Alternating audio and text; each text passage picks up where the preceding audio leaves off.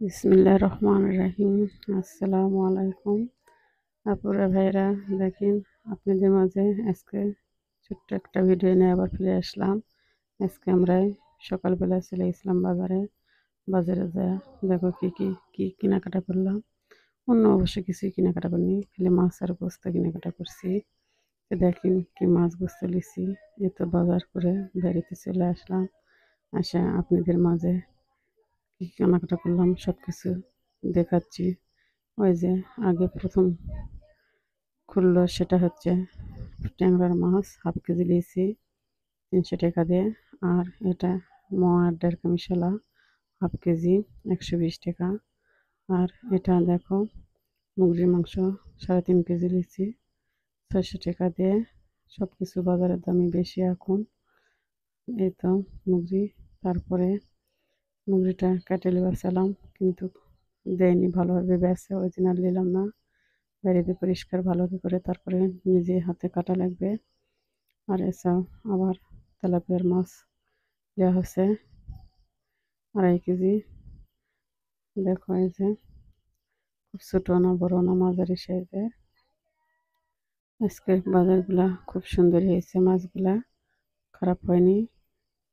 তোমরা ভিডিওটা দেখে শেয়ার করবেন, লাইক কমেন্ট শেয়ার করবেন আর সাবস্ক্রাইব করে দিবেন। এগুলা অনেক সুন্দর হয়েছে আজকের বাজার। তে আপনারা দেখে বলবেন আজকের বাজার কেমন হয়েছে। এলা রুইয়ের মাছ দুটা নিয়েছি। সব কিছুরই দাম বেশি এখন, যেহেতু যুদ্ধ হইতেছে ওই জন্যে ফিলিস্তিনে বাজারে সব কিছুই বেশি বেশি দাম। তো এখন দাম বেশি হলেও করার কিছু নাই, যেহেতু খাওয়া লাগবে তো কিনাও লাগবে। তো আমরা প্রতিদিন বাজার যেহেতু করি না, ছেলে মানুষ নেই বাড়ি, মাসের বাজার আমরা একবারেই করি। তো এই তো সব কিছু এনে এখন কোটা বাছা শুরু করা হয়েছে। ছোটো মাছ কোটা খুব ঝামেলা, ওই জন্য আগে ছোটো মাছই কুটতে লাগছি, যেহেতু পেট আবার নষ্ট হয়ে যাবে। তাই প্রথম মাছ লেগেছে ছোটো, ওই জন্য একটু না পেট নরমই হয়েছে। ওই জন্যে আগে ছোটোগুলো নিয়ে কুটেলেই বড় মাছ তো আর 1-1.5 ঘন্টা থাকলেও সমস্যা নাই, কিছু হবে না। ছোটো মাছ কুটেলে আবার নরম হলে টিপতে খারাপ লাগে, আবার আউলে যাবে ধুতে ধুতে।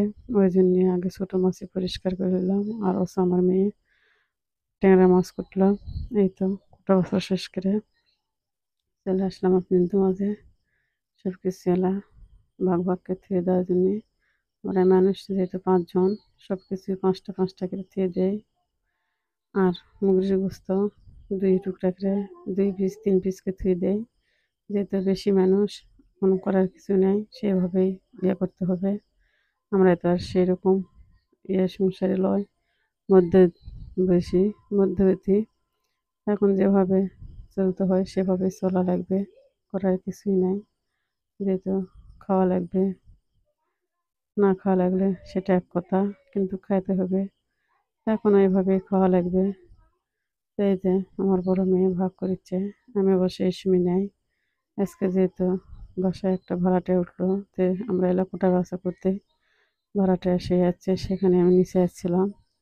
আর আমার মেয়ে 2 মেয়ে এগুলো থোয়াথাই করেছে, ভাগ করেছে, আমি ছিলাম না। এই যে সব কিছু ভাগ ভাগ করে থিয়ে দিছে, দিয়ে এলা এখন ফ্রিজে রাখবে। আর এই যে সিল্কা বেনু করছে, সিল্কা দিয়ে কোনো ভাজি ভুজি খেতে ভালো লাগে, ওই জন্য আমরা মাংসের সাথে সিল্কা থুই না, সিল্কাটা বেনু করে রাখি, বেশি ভালো হয় খেতে ভাজি ভুজি। এই যে সেদিন সিল্কাও 2 ভাগ করছে, থিয়ে দিবে। আর তোমাদের মাঝে আজকের এই পর্যন্ত ভিডিওটা। আপনারা লাইক কমেন্ট শেয়ার করবেন। আজকের ভিডিও, আল্লাহ হাফেজ।